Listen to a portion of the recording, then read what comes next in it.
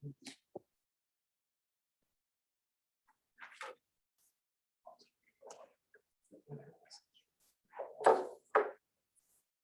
seems by the end of the day, my ability to focus or sustain attention is pretty limited. So I can read articles pretty well, and then you have to go to something else. My sponge is fairly full now. This time we'll call the meeting to order. Offering invocation. Father, we have a lot to be thankful for today.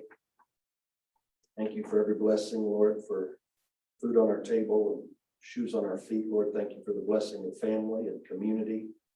To live in this great nation, Lord, we ask you to be over this meeting, lead, guide, keep us all safe in the center of your will, always. In Jesus' name we pray.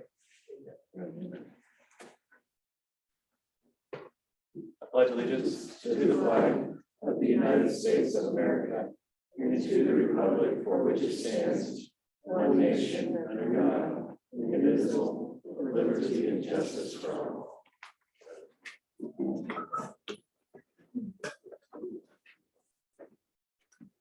There be any changes to the agenda this evening?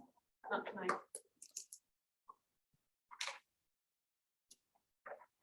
Entertain a motion to approve the agenda.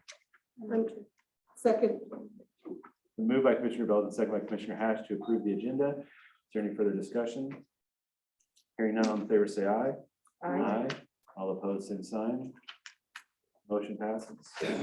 Moving on to employee service awards.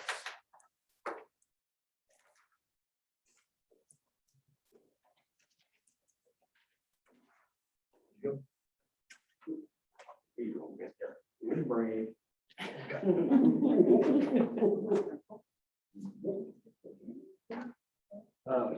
don't know if you remember last week or not, but when I told you I had other employees out there to do a lot of the work, here's one of them. Jim's the supervisor for the street department. He takes care of all the streets, the traffic control, the storm drainage, the traffic lights, and all that stuff. And I want to just thank him for his 25 years of service because he's done a good job for the city.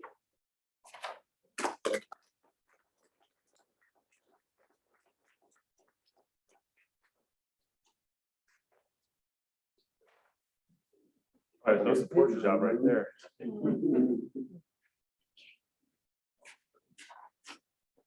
I'd like to thank Ron for 25 and a half years.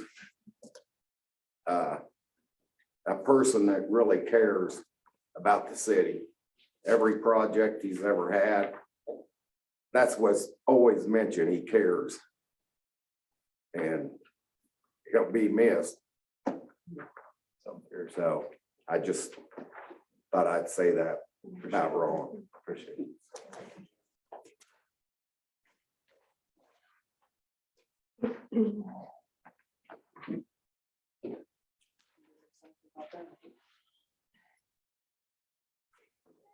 And Jim, it gets me all teary-eyed before I can give my speech. But anyway, Lieutenant.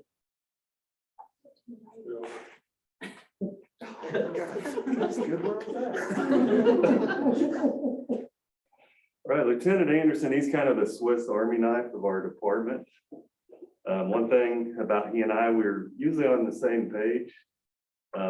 Instead of saying that's a stupid idea, he'll say, may I make a suggestion?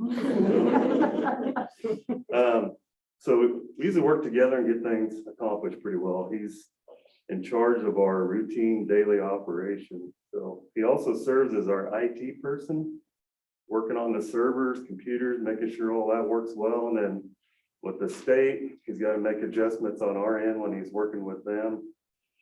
He also built, we got the computer aided dispatch system. So he built computers that are especially for that, to where it fits our needs like a glove. So he did a really good job on that. He's also cross-trained, which he kind of regrets right now, because we had two dispatchers that had knee replacement surgery, and one of them had both their knees replaced. So he had to fill in a lot of nights on dispatch, and is still willing to do so. And so we always appreciate that very much.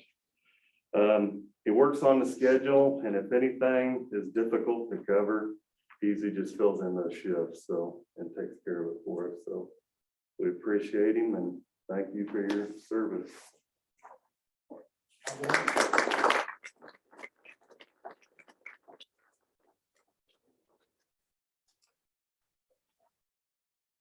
Somebody might not, you're gonna take yours off? Fix your knees.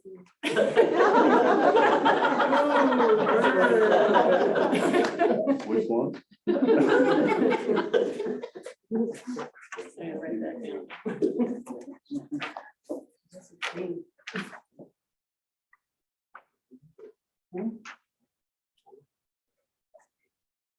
It's kind of awkward, isn't it? Here you go. Stacy Smith, our city clerk's been with us for 15 years, and she does a great job of keeping us corralled, keeping us going the straight and narrow path, and everything from HR duties with papers and everything with the insurance, she handles flawlessly. Getting ready for commission meetings, we never worry that everything's set up. She takes care of it all and it helps us to focus on content. So we really appreciate that. Stacy has a sign on her desk that says she's not Google, but I really beg to differ because she is our jack of all trades. Any question that we have, we ask Stacy and she points us in the right direction. So we really appreciate all that you do for us. Congratulations.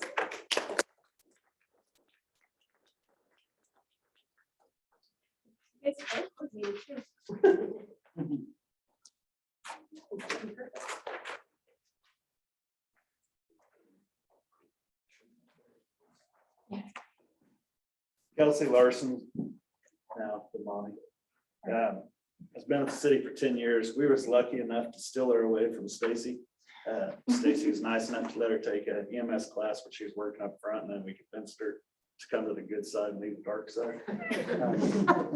Kelsey's great. She cares about the patients, stuff, and is always taking care of them. She's part of our 1033 group. So she goes around and debriefs other fire and EMS services if we have bad calls, which is a tremendous thing in our line of work. She's AEMT and just recently was accepted into paramedic program. So she'll be starting paramedic school the first year. Yep. We're pretty proud of her and can't wait to get another 10 years out of her.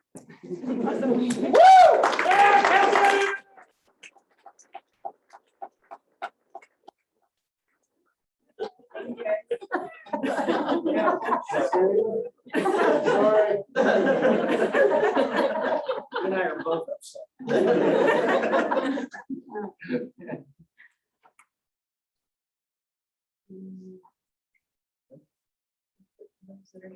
All right. Just looking, my mental math is correct. We're celebrating 100 years of combined service for these really small handful of employees. And I think that speaks to the quality of the workplace that the department heads really work to try to maintain. So congratulations to you all. Appreciate that longevity. At this point, we will open for public comments. Anyone have any on my spiel?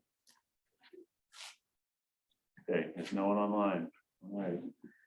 We'll move on now to discussion agenda, the extension expansion of MSNT LLC repurchase agreement. Mayor and Commissioners, Tom Tuggle's here to represent MSNT and kind of walk us through his proposal to exercise his option for the repurchase agreement for, I believe it is Lot 2, Block A of the College Drive Park Edition. You can see from your memo a little bit of history of that to kind of help refresh our memories and where we're at today. And there's also a couple of clarifications that Tom and his group needed. I tried to address those in the memo. Tom, I know that one of the clarifications you had was on the FAA issues, and that, and you and I talked about that, the RPZ that's over top of those, and we need to be able to shorten the crosswind runway to be able to remove that RPZ so that vertical construction can happen on that site. And we did just get a price yesterday morning for what that earthwork would cost, and that's about $30,000 is what that price tag is. You'd also asked about for some assistance from the city to help with that curb cut, either relocation to the north or to the south, or could we expand it? One of those things to fit whatever development would happen on that. I have placed that question into our KDOT representative, but I have not yet received an answer on that yet. So that's where we're at on the clarifications. So I'll let you go ahead and present to the commission and ask questions then. Thank you very much. Mr. Mayor, Commissioners, Thank you very much for your time tonight. I want to go off script just a minute. I've known the chief for a long time, and Susie taught him in school. And there are a couple instances that are still under investigation. But Chief, after hearing all the things that the lieutenant does, my question is, do you do anything? Anyway, in my view, we're lucky to have the chief as our chief, and we hope he has a long tenure. As Amy said, I'm here tonight on behalf of myself and my partners to suggest to you reasons why we should renegotiate the option to repurchase the south quarter, the south third, what was originally the whole Shady Lake development. And Amy has provided in your package, as I understand, information relevant to this discussion. So I will not be redundant, and I'll move through this as quickly as I can.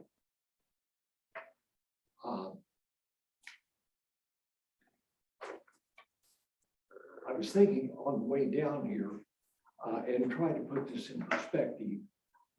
In about, as you know, in 2000, year 2000, the TIF district was created based on a public vote that was very favorable. And at that time, of course, the objective was to get Walmart in here. And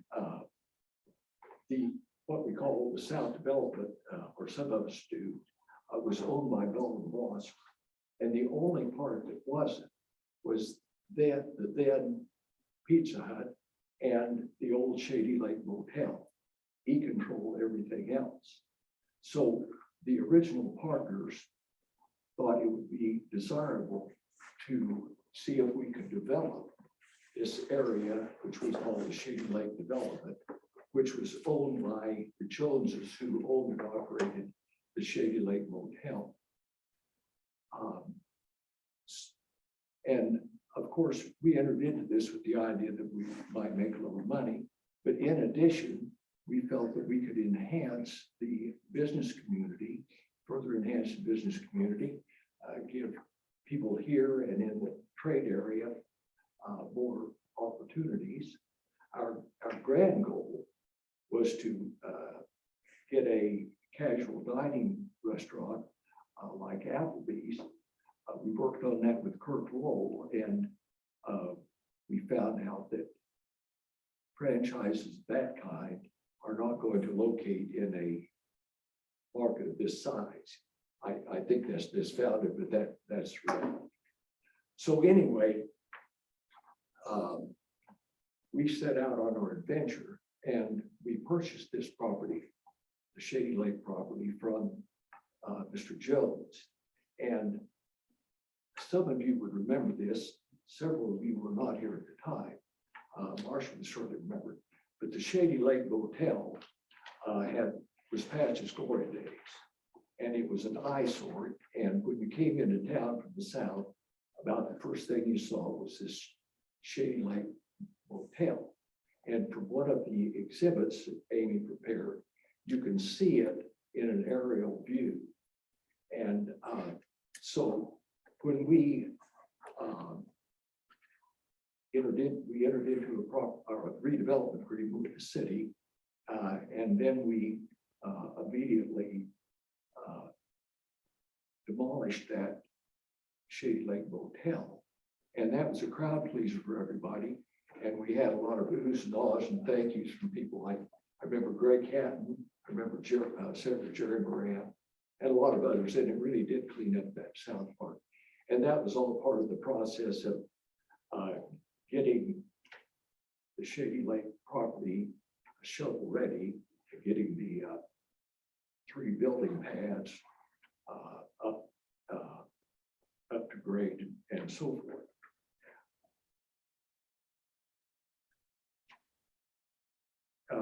As I said, we entered into the redevelopment agreement, and that provided for the reimbursement of certain expenses from the TIF funds, which included site preparation and related expenses. We were fortunate enough to sell early on the north third of that property to the Parkers, doing business as Taco John's. You're all aware of that. And of course, the business thrived and is still there. Under the TIF agreement, we were reimbursed 1/3 of our actual allowable expenses to that day.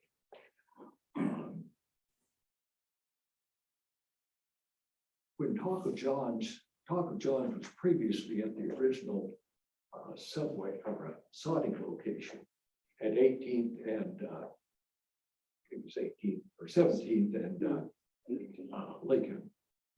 And they were paying $7,000 in real estate tax. When they moved to the new place and built their new restaurant, their taxes increased to $21,000 to $22,000. And of course, that has continued since 2007 to date and continues on.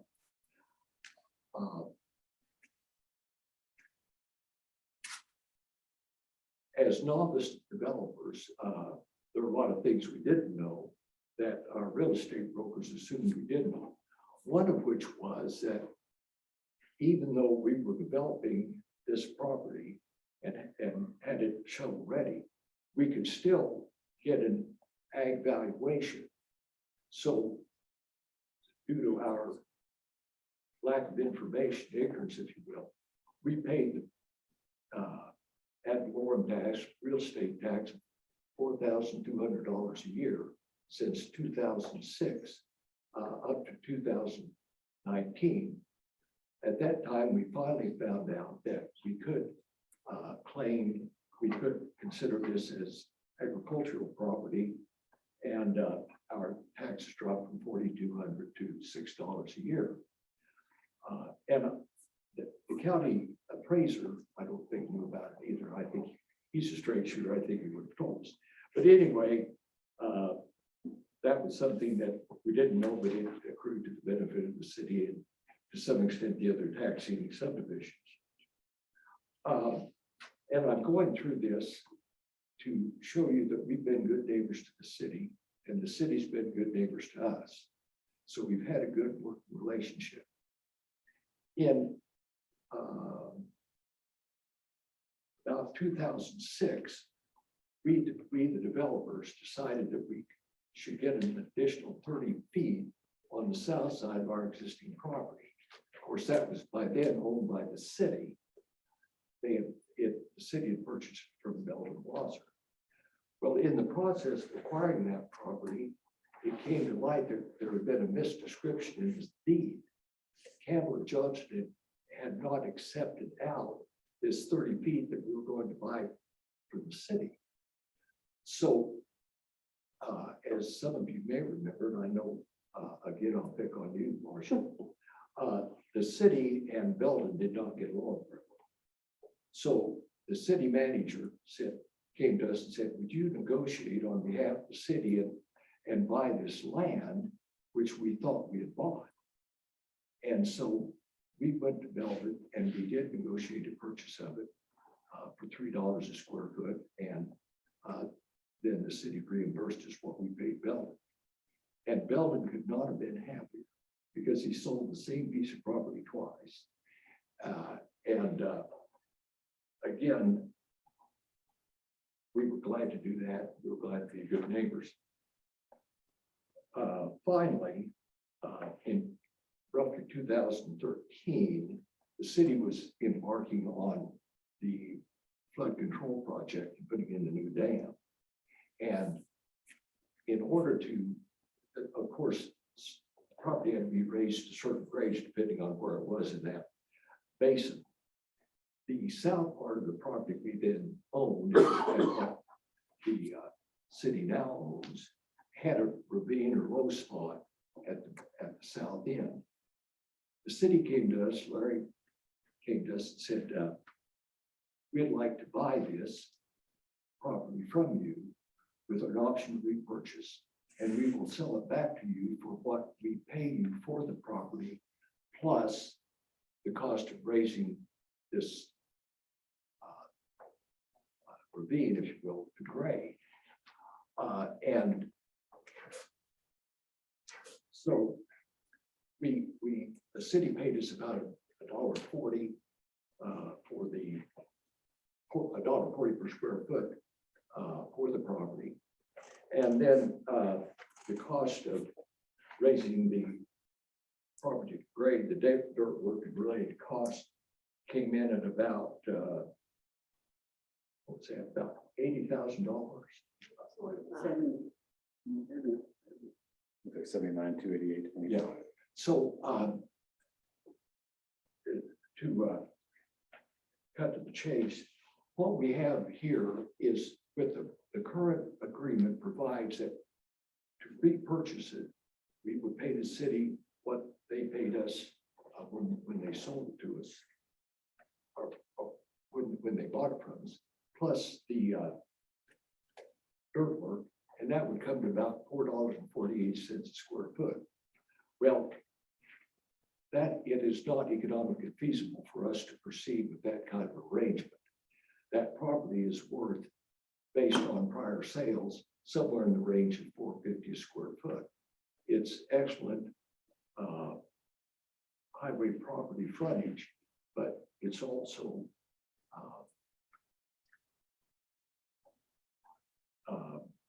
it has some limitations.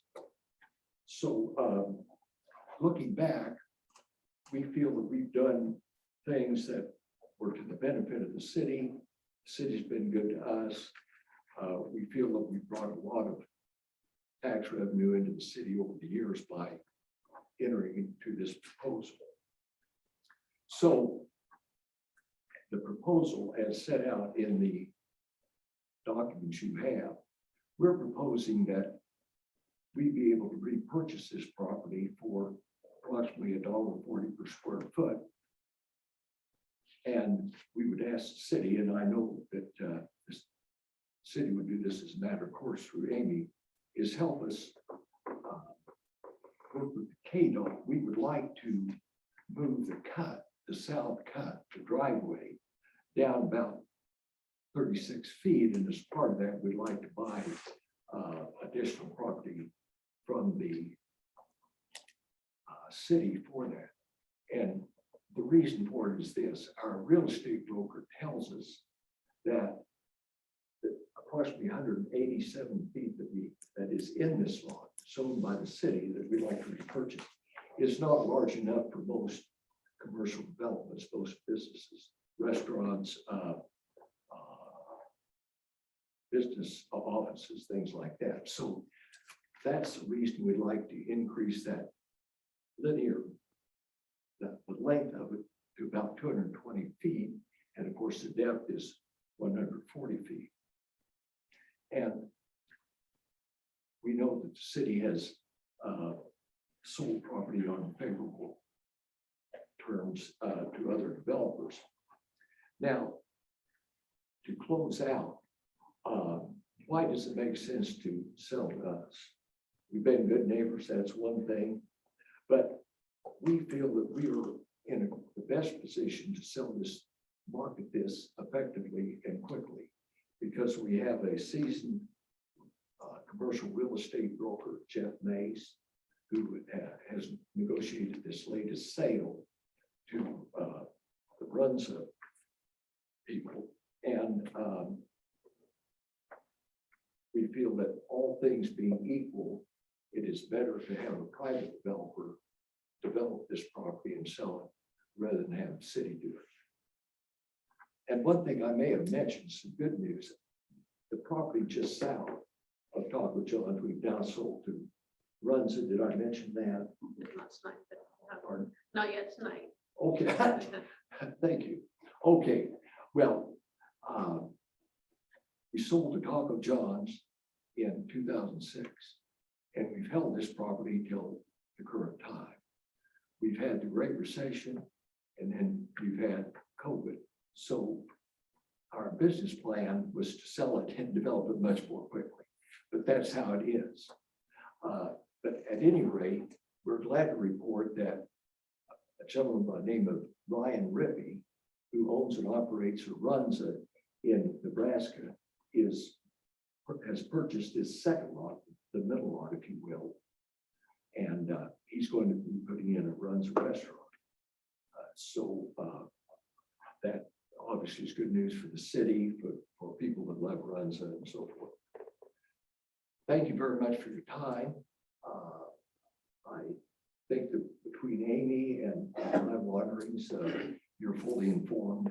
And we would just ask that if you would give this any consideration, that you give us a little time to work with KDOT to see if we can make this a lot more developable and more saleable. Thank I have you. a question, Tom. Sure. Are you talking about another complete cut in the curbing? I mean, to get in down further south, or are you talking about moving the one that goes in the Taco John's? No, it would be a new cut.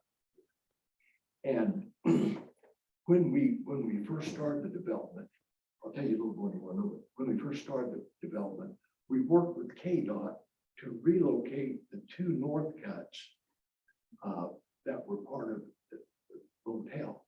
And so we have one cut at the north, and in exchange, KDOT gave us a license permit to put one at the south end. Now that permit has long since expired. So we, as I understand from Amy, she has inquired about this, and there was some resistance on the part of KDOT to move it farther south. So we'll just have to see how that works out. Historically, my experience has been the KDOT's been pretty work.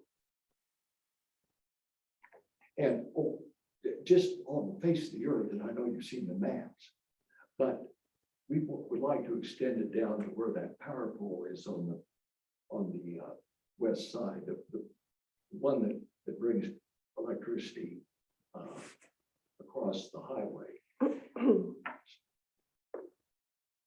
Amy, did I forget anything? No, I don't think so. Mayor and Commissioners, tonight this is on discussion agenda because that gives you probably the most flexibility for what you want to do. So options for you tonight, and feel free to ask Tom or I any questions. We'll do the best that we can to answer. This repurchase agreement is going to expire at the end of this month. This is our last meeting this month. So barring a special meeting, we'll need to take some form of action tonight. You could either approve Tom's request to exercise the repurchase option, and I've got some options too within that if you're interested. You could choose to postpone or extend the repurchase option to a certain point in time to allow you more time to think about it and to ask some more questions and get some more research done. Or you could take no action, which would then allow the repurchase agreement to expire, meaning that if Tom or anyone else wants to purchase the property, he will no longer have the right to first purchase it, but he can come in and request purchase and we could do a new agreement. So those are kind of the options. If you're interested in the options within the approval to let him buy it, let me know and I can share some of those with you. So did the city fill in that drain ditch? That was, I'm gonna have to look to Ron and Brito on that one. They're both. They're both listening intently. They did extend it somewhat. I can't tell you for sure exactly how much. I can't remember either, but I think when we did the flood control project. I was looking on satellite maps, and you can, between the image that's in our packet, you can see that ravine. And Google Maps, you can see that area was pretty well brought up, that it was brought to grade. And I put an elevation. It's also part of my understanding that work was necessary in order to secure the flood control. Right, I mean, you couldn't have, if the city didn't raise this, then the flood control project would have been compromised. Is that accurate? No. No. Go ahead. They raised it to get the area there that you're talking about out of the flood control. The flood control wouldn't have been compromised because they had plenty of area for the water to go to and stuff. So But did it get it out of the floodplain? Is that what that did? That's out of the 100-year. Okay. It's not out of the 500. That dam is with this. Nothing's out of the 500 year, right? I mean, That's 500 what year the comes, inundation. the college is in the flood. No, the inundation. Or inundation easement we have with Pizza Hut and those properties along there is when it goes above that 100, it's gonna inundate. As well, large percentage. On the plat in your packet, there is a permanent 20-foot wide permanent drainage easement between lot 1 and lot 2. Between lot 1 and lot 2. Block A. So look at the plat map that's in your packet. Okay. And if you'll go to the block A that's close to the highway, lot 1 and lot 2, there's a couple of dotted lines there, and that shows a 20-foot wide drainage easement between those two. Mhm. And so lot 1 is the area that Thomas requesting to repurchase. That's under the option for the repurchase agreement. He's asking for another 36 feet to the south of that to be able to relocate. So at the point in time that that would be developed, then we would have to work that development around that drainage easement. So as an example, we don't typically allow buildings to be built on top of easements. Well, just for clarification, it was my understanding that it was essential to the construction of the project, and to include the dam, of course, that it had to be raised to that point. Okay. That was my takeaway as well. Well, again, thank you for your time, and we'll wait to hear back. Thank you. Oh, before you leave, Tom, Yes. before you leave, do you have an idea of what kind of property or what kind of business you might put in there? Yes, in talking with our real estate broker, with the city, with the hospital now adjacent to it, it could be office for allied health services, and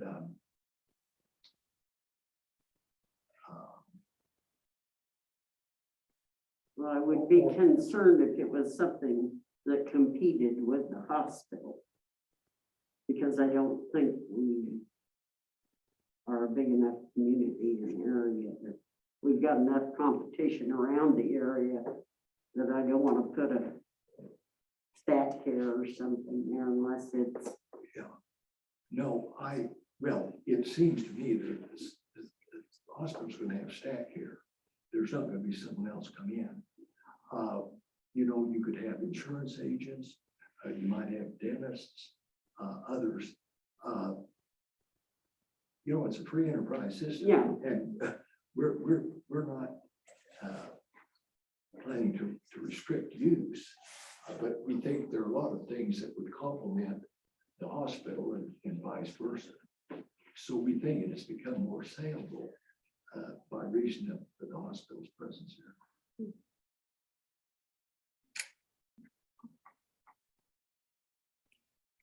Are you guys negotiable on price? Pardon? Are you all negotiable on price? Or are you set on this $1.40 mark? Yes, we could, we'd certainly be willing to look at anything that, any kind of a counter offer. I guess I would be probably in the mood to maybe extend the current agreement for a couple months. That way it would give us a little bit of time to maybe work with Amy to negotiate with you all, and then come back maybe in our first meeting in January or second meeting in January, whichever's easiest. I would agree with Ashley. I don't think that there's, I think to not take any action and to let it expire doesn't serve anyone well. No.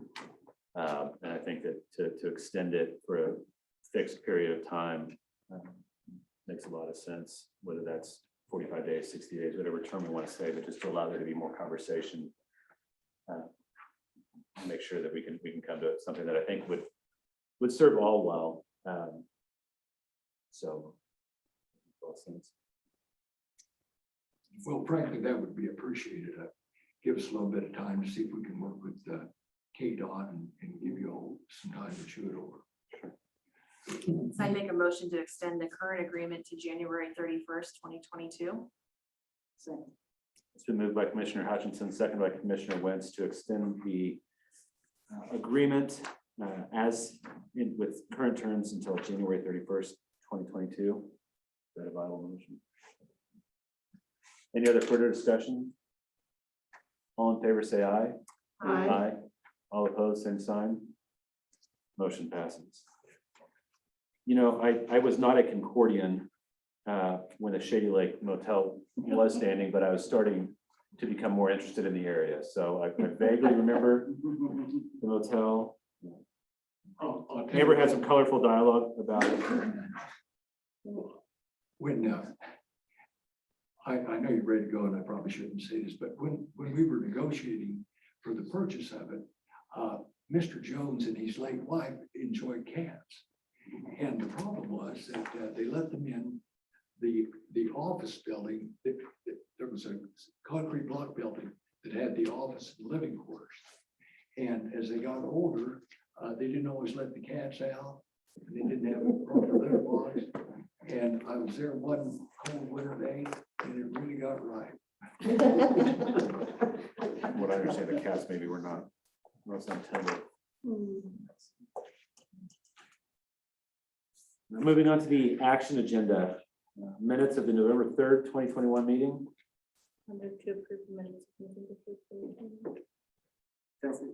So moved by Commissioner Belden and second by Commissioner Wentz to approve the minutes of the November 3rd, 2021 meeting. Is there any further discussion? Hearing none, all in favor say aye. Aye. All opposed, same sign. Motion passes. Moving on to appropriation ordinance number 21. I laid some additional paperwork, and what it is are things that were missing from the first check report that, check report that I gave you, because the two reports didn't match. And we're still working out some kinks, but what's highlighted would be what you would be approving along with the rest of them that weren't given to you before.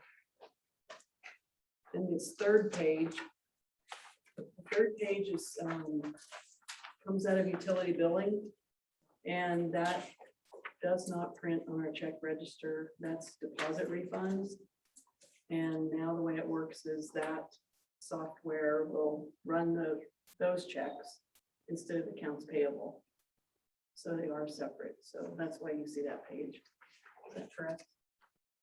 Yeah, I think I looked into it, so I think there will be some way we can put them all together in the future. We just didn't even realize it. Well, is it the other report? No. Yeah, there will be something in the future where we can make it all.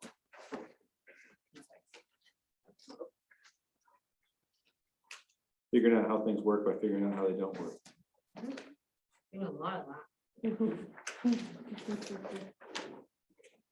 So this Hood's bill for 8,800 is that a? Do you have any idea? Is that a bunch of smaller items? It's one of the new. Yeah, you'll see it on that second report, and I can't remember, but I'm almost thinking that that tells you what each item is. Because we now put everything in, we put each individual invoice in separately, and it breaks it all down separately now. So it should be in that part of the report. That's why they get matched. Hood should be in there. Electric poles, drain valves. It was just a number of things. Yeah. Page 28 of the packet, I think. Well, Expense approval report. I have to put down. Page 2.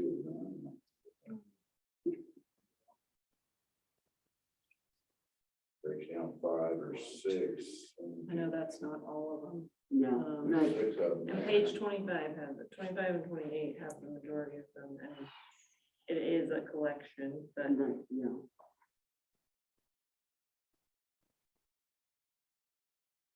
And the report puts it by fund and department, so that's why a lot of times they're not all together. And it could be we'll find something in the future that's better than this, but right now, this is what we want to show. It's just maybe not the easiest way to look things up.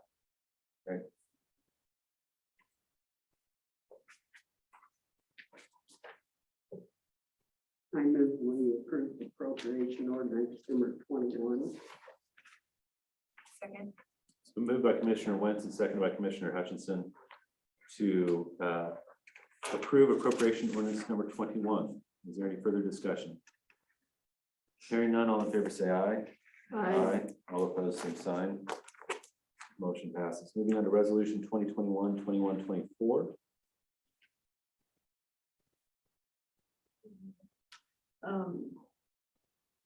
This will be the same kind of resolution that, that we've passed most years when there's been a COLA increase. And during budget time, we discussed the 1.2%, which is the CPI, was reflected by CPI. And that just throws all three scales into this resolution, giving 1.2% on each line of the scales.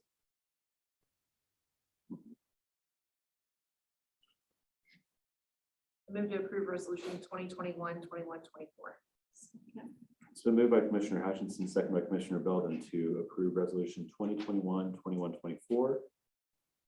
Classified, non-classified pay scales. Is there any further discussion? Hearing none, all in favor say aye. Aye. All opposed, same sign. Motion passes. Resolution 2021-2125, defining the corporate limits of the city. This resolution is provided to us each year that we need it from Campbell and Johnson. And on February 3rd, we approved an ordinance that brought the Stupa property into the city limits on Trail Road. And every time we do that, we do need to update this resolution. And as stated, that will be shared with the Register of Deeds, the County Clerk, Kansas Gas Service, and KDOT. And I'm sure that Campbell and Johnson has all of that memorized. But in red is what is being added in. Fairly significant legal description. Yes. I think it's all one sentence. We learned that from lawyers. The commas are your friend. Move to approve resolution 2021-2125. Second. Moved by Commissioner Hutchinson, seconded by Commissioner Hash to approve resolution 2021-2125, defining corporate limits of the city. Is there any further discussion? Hearing none, all in favor say aye. Aye. All opposed, same sign. Motion passes. Moving on to change order number 3 for downtown alley project. Mayor and Commissioners, I think we mentioned this last time that we had to go back and do some rework in the middle alley, and it impacted 2 of our local businesses, Next Tech Wireless and Mean Moss Bakery. And what happened there was as the contractor was coming through the alley, they hooked up the service lines that they thought were active, and then ended up finding another service line on each of them that were inactive, or that were also active that they missed to start with. So Next Tech was an easy hookup. Mean Moss Bakery, after it was hooked up, they found out that it was collapsed, and it was hard to find out. It was hard to determine whether or not the collapse happened before, after, or during our work. And so when that sewer line collapsed, it caused some of the odor and sludge and stuff to go back into Mean Moss Bakery, which caused them to have to shut down for a few days. And so Ken Johnson, our project engineer, made the decision to go ahead and immediately begin investigation and repair work, which I believe is the right decision and was authorized by our contract. So as we got that work completed, we figured out what the costs were, and that's reflected in change order 3, what we needed to do. Again, because we couldn't really determine exactly when and where all that work happened as far as whose was whose. Staff felt that the contractor and design professional and owner of Mean Moss felt like the easy split was, or the best split was, city take care of what's in the alley because we were working in the alley, and the owners take care of what was inside their building. And so that's where the split happened. So what that resulted in was an additional $8,108 expense to the city for this. I know that the contractor worked really hard to keep the cost of that down. The plumber worked really hard to keep cost of that down as well. And we have submitted this to CDBG to see if they will pay for their fair share. I have it in there that they will. It's been submitted. We haven't heard back from them at this point in time, so that may fluctuate, that may change. Another error that I made on this recommended action was that the city CIP funds would take a portion of this payment.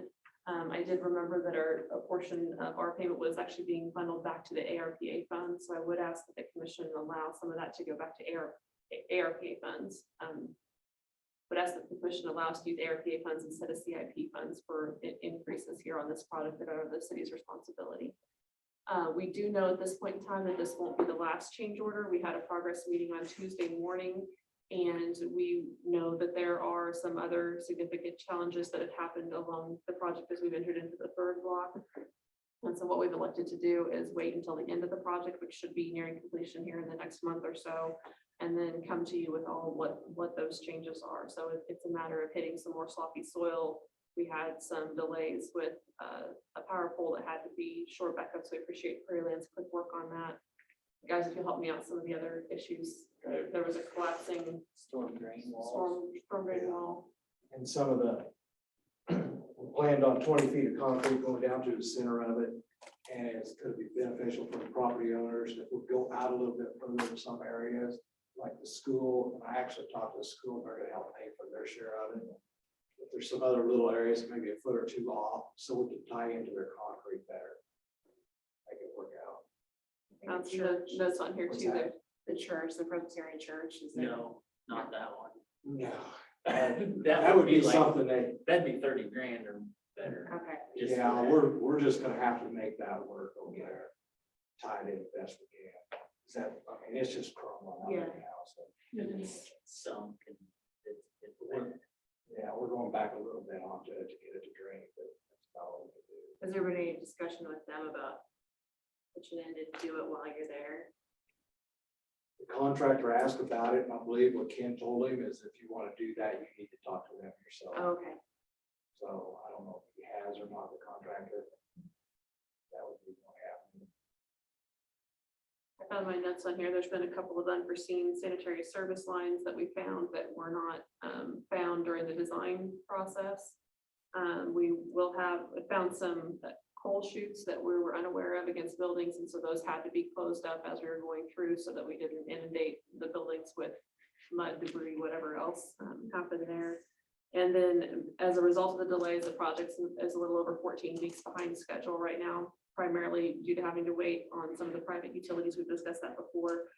As a result of some of those delays, because our contractor did try to work during some of those portions as much as they could. And Campbell Johnson has also experienced additional inspection fees too. So all of those things, we'll try to get more solid numbers on those and then bring that back to you as kind of a final true up change order and kind of go from there where we're at.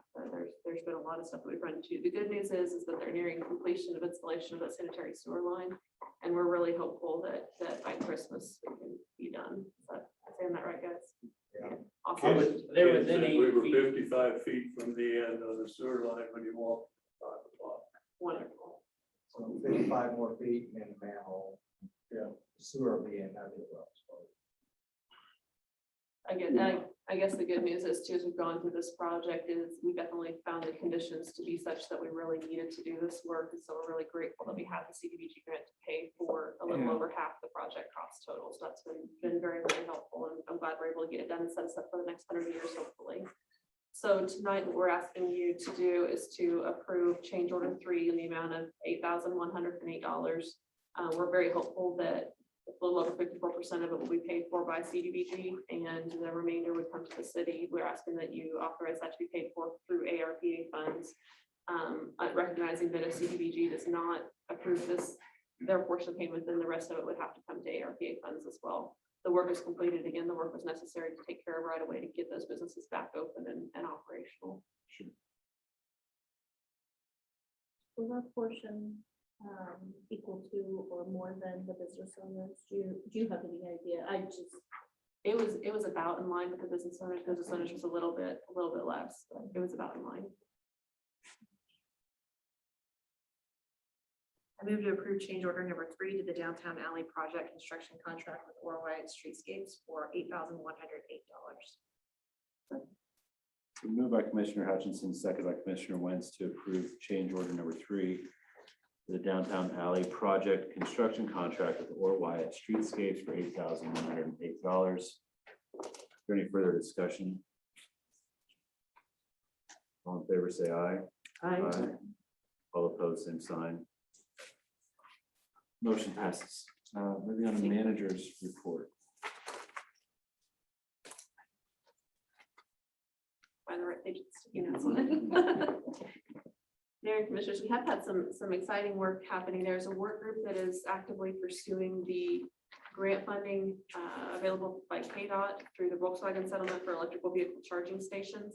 And we were able to meet last week and kind of solidified a direction that we wanted to go. And that direction is to work or a partnership with Francis Energy out of Tulsa, Oklahoma, that has charging stations across the Midwest and is seeking to expand their footprint.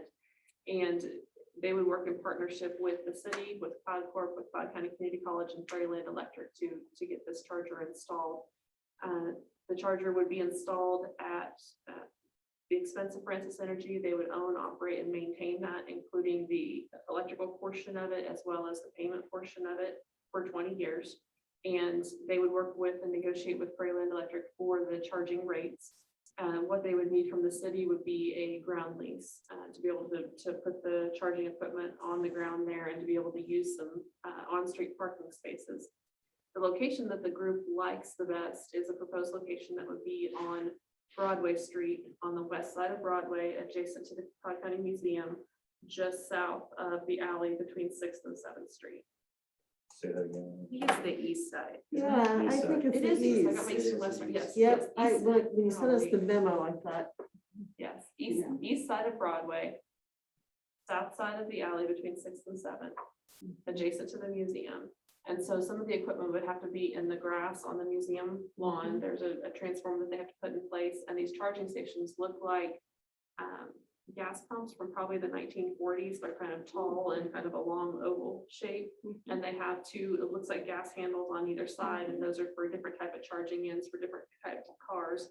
And I guess I should say that's one thing that the group liked about Francis Energy's proposal is that their charging stations would charge on most of the cars that are out there at this point in time. They're not proprietary to one specific type of car, which is good. And they would put it out on the network where people could look up charging stations on the map and they would see it.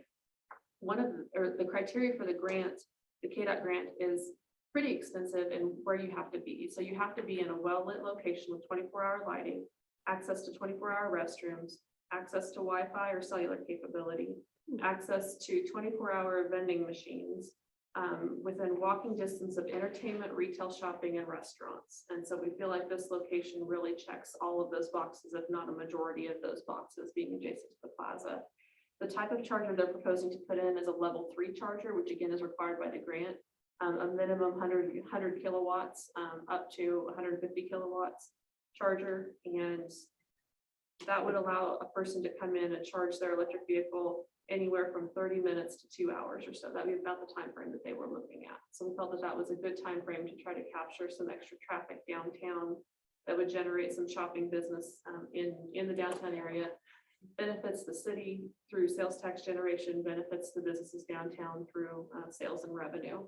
And the group looked at this as a really very minimal investment or minimal risk investment, no cash investment on our part, minimal risk to the city to be able to start and test the idea of having a charging station and to see its impact.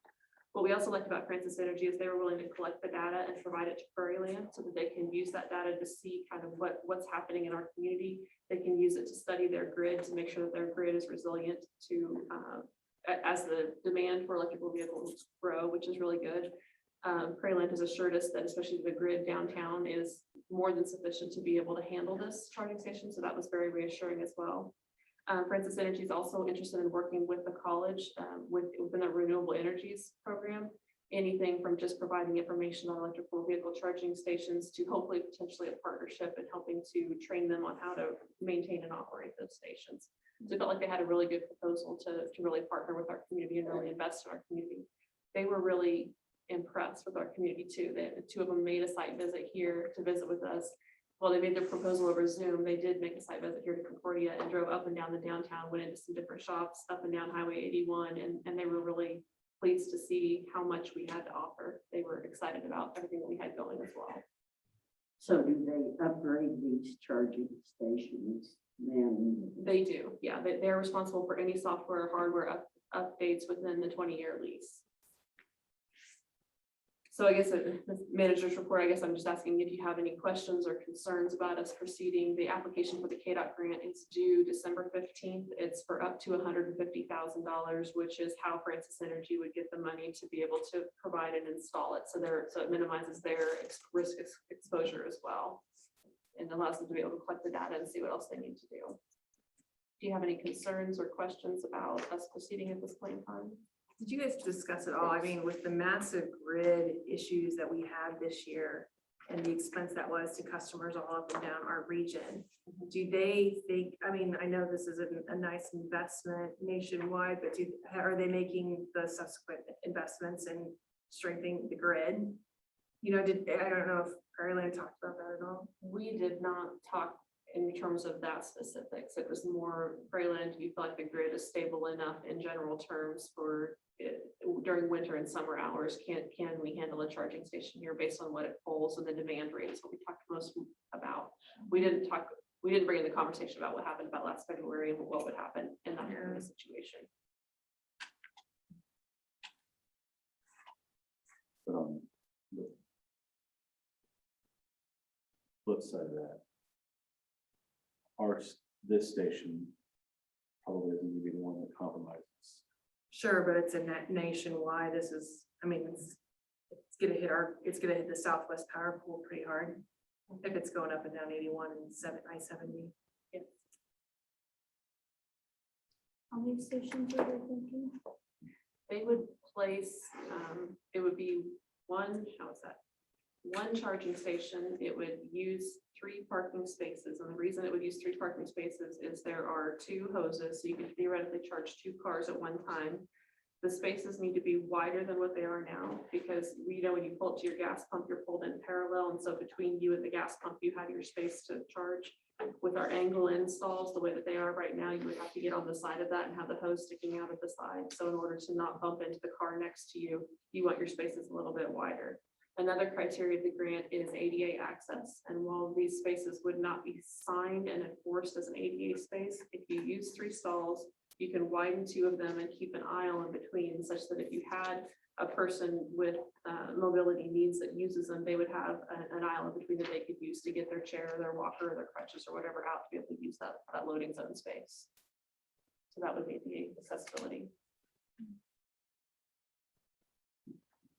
So have you talked to the businesses around it? I'm thinking you're taking 3 parking stalls from Mavericks essentially. The parking spaces are public on city Yeah. streets, and yeah, while they would be viewed as serving Mavericks or serving the museum, the control of parking spaces Yeah. is within the city commission's purview in the right of way. Because we don't have an ordinance saying that those parking spaces are only for electrical vehicle charging stations, we cannot find people, we cannot enforce the use of that only for charging stations. So theoretically, if those spaces are open and somebody wanted to park there and go to Mavericks that was not charging their vehicle, they could do that without a risk of a fine. That's the way it is now.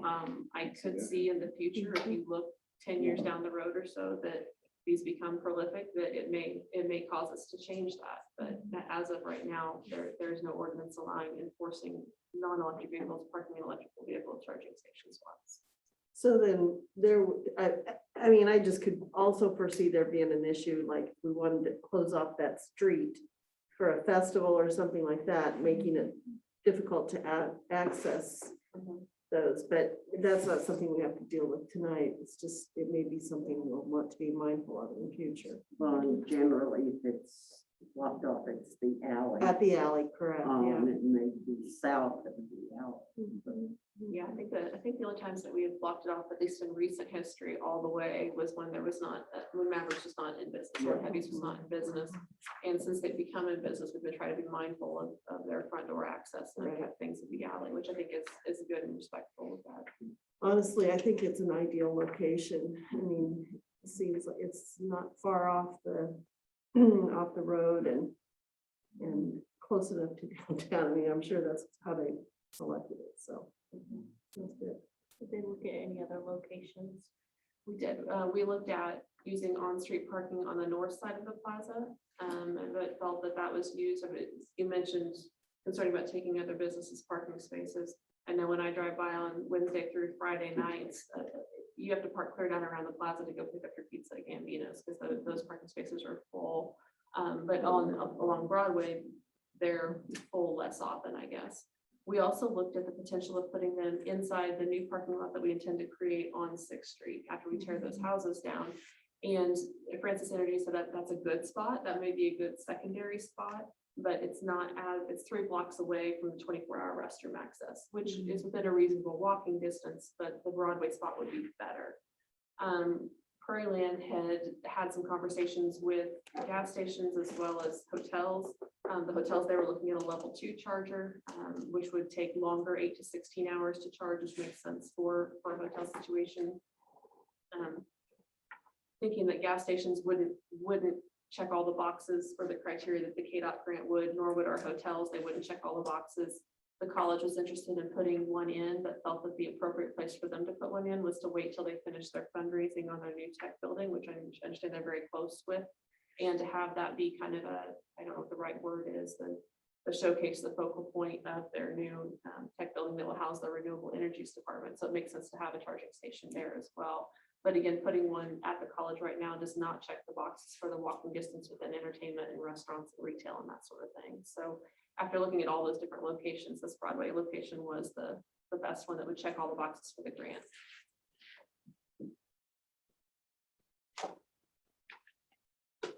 I don't see much downside, and that's probably the only concern I have. Is there something that I'm missing or something that I'm not aware of that would be problematic? We're looking through some of the lease agreement and information they've sent us right now that they use. I know we'll have to talk with the museum. I believe that the grounds of the museum are actually still under city ownership, and the museum is just leasing that space. We're checking into all of that right now too. But we'll want to talk with the museum and the Historical Society board about placement of that on their lawns, that they understand kind of what that's for. You mentioned having visit with the businesses yet that are around there, like Mavericks. We've not done that yet, because if you would have said we're not interested, then we would not have had to go do that. So we'll need to have conversations with them about what we're looking at too. Just so they know. Yeah, so there'll be some more information. So we'll do that within the next couple of weeks and come back to you on that.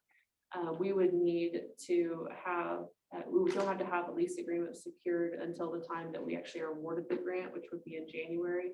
But before we apply, what Francis Energy wants is some letters of support saying that we would work toward something of that nature, work toward the ground lease or support the project in general. But if it's awarded, then we work toward that. So that's what they're looking for. So I guess that's what I'm looking for your feedback today on. Is that okay if I write that letter of support for the grant application at this point in time?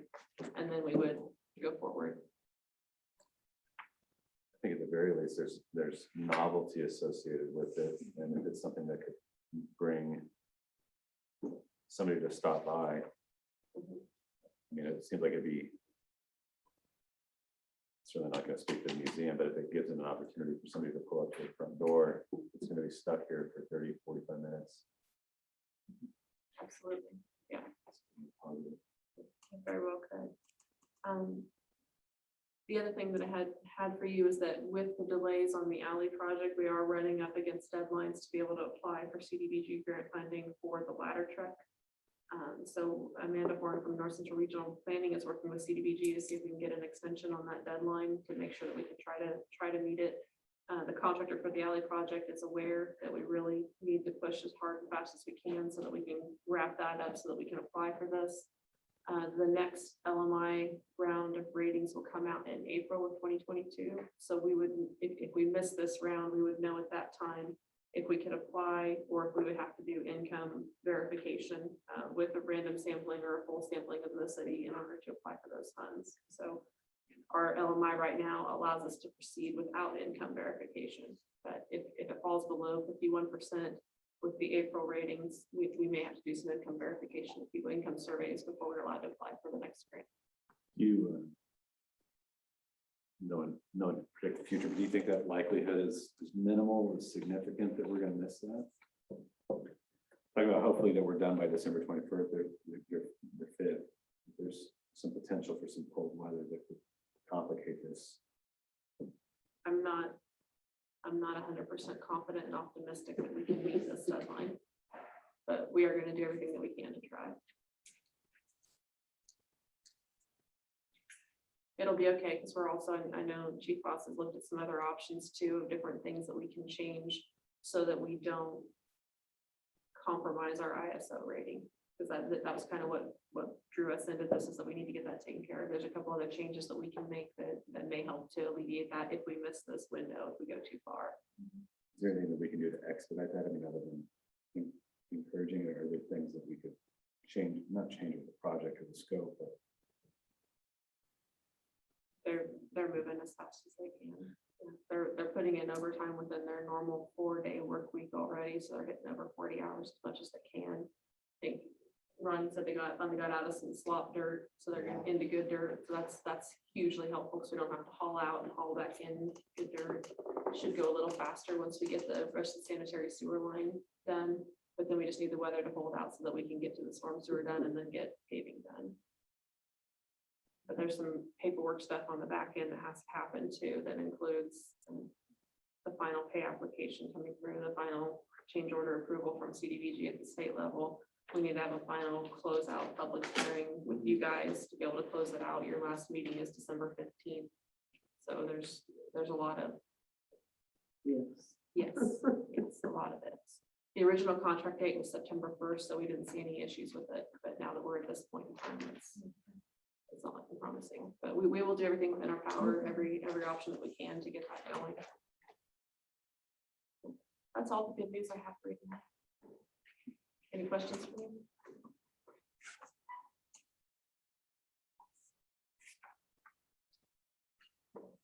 staff reports?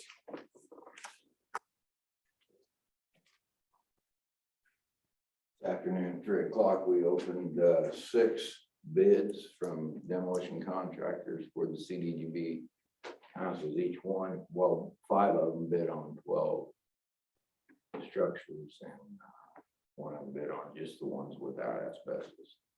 But we'll be amassing that information and getting a recommendation for you on December 1 to accept one or more bids, depending on how it works out. More destruction coming.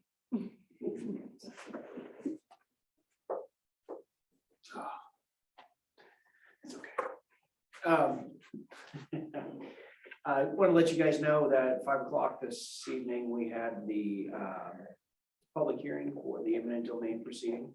And that went by and went fine. So I'll be filing that paperwork, confirming the amounts, and I'll let you guys know. Thank you.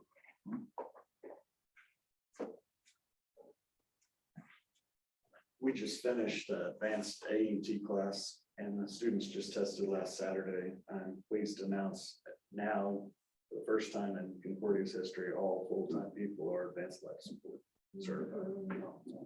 So that's a good thing, and we're in the process of working with the Nickel Home Administrator in Glasgow. We're going to try to be having an EMT class down there in January. So anyone interested, let us know.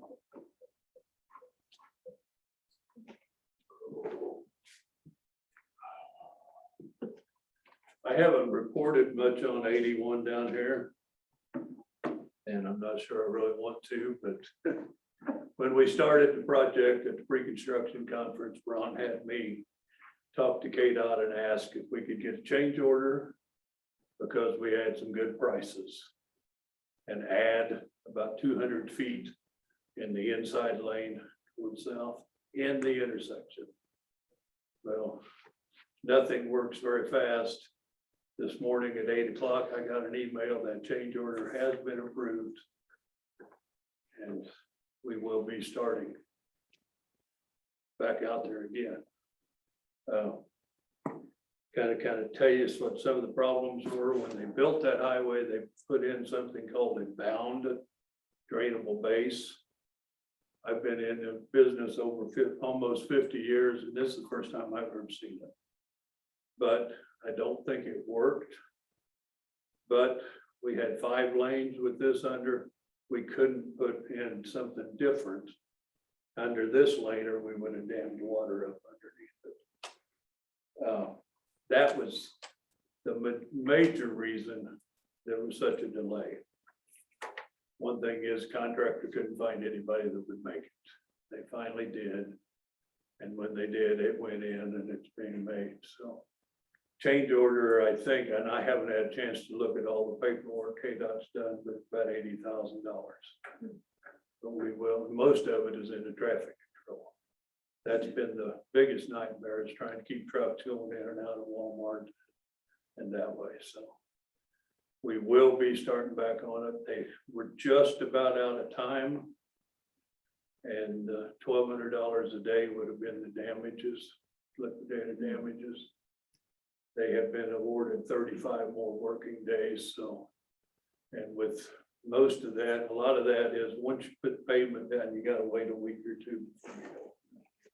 And that's included in those working days, but I hadn't even had a chance to tell Ron yet. I don't know if you knew the change order had been approved or not, but I just got it today and I have a test I have to take tomorrow. And I've been studying for it all day. It's over 70 years old. I'm too old for tests. So when have you talked to votes to see when they're coming in? What's that? Have you talked to votes to see when they're coming in? I haven't found out about it. They told us we've been what they call a state's delay till they got this worked out. They charge them a working day and then they take it right back till the state got this settled. And I asked them today and they said, continue that on till Monday. And then votes will start Monday, we'll start charging time on this. So anyway, we're trying. So, and it's been, I have put up my share of those cones out there and tried to put up a sign one day at 50-mile-an-hour wind, and I almost went ankle headings. Ron came to my rescue.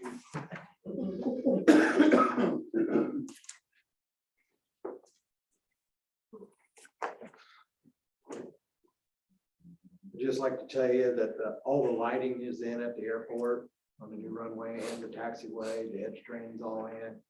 Yeah, we're out there starting to clean up the final dirt work and get ready to do some temporary seating out there today. And possibly by Friday, they may open up A2 and A1, which will let the planes come in and get off the runway a little quicker. So everything will be open. And then they'll probably shut down.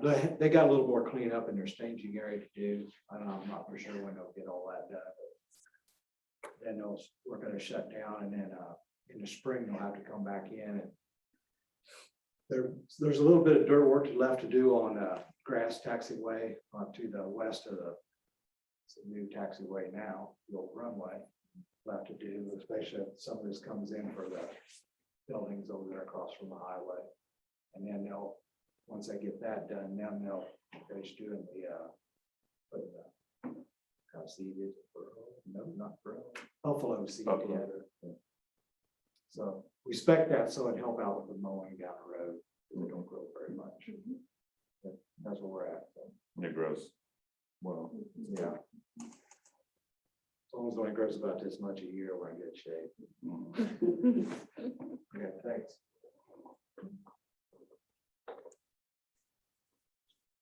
All right.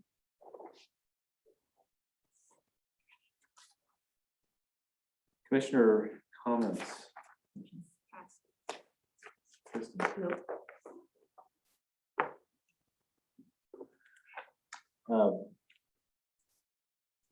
The only comment I have, probably been echoed, and I'm not surprised to hear that those who visit our community are pleasantly impressed by it. I think some of us had the opportunity to participate in senior interview day at the high school yesterday.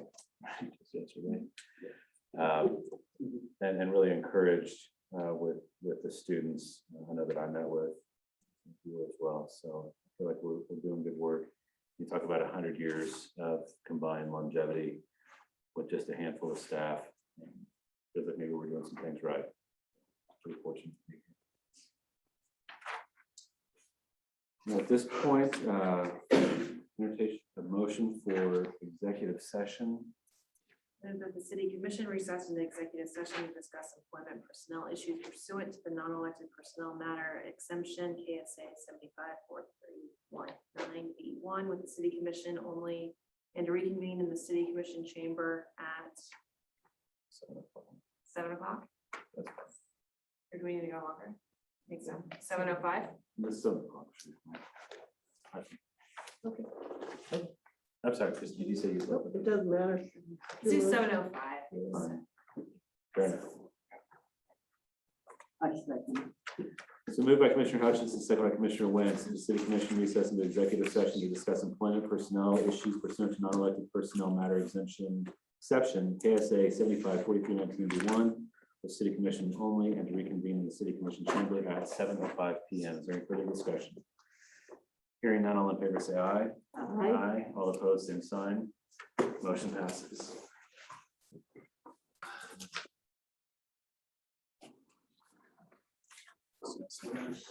Oh, sure.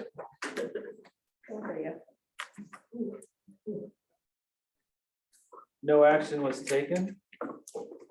This time I would entertain a motion for adjournment. I move that we adjourn. So moved by Commissioner Hash, second by Commissioner Belvin to adjourn the meeting. Is there any further discussion? Hearing none, all in favor say aye. All opposed, same sign. Motion passes.